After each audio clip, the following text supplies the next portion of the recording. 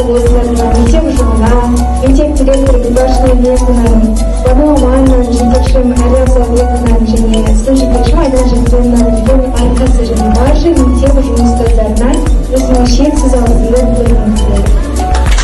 Қорлардың арқасында мысалы 1 метр қашықтықта өте жақын форматта қорғадық және де қасымызда барлық қатысушылар барлықтары сізге қарап тұрады. Қыздардан бөлек оқушылар барлығы кез келген адамға сұрақтарын қояды. Өте ерекше форматта өтіп келеді.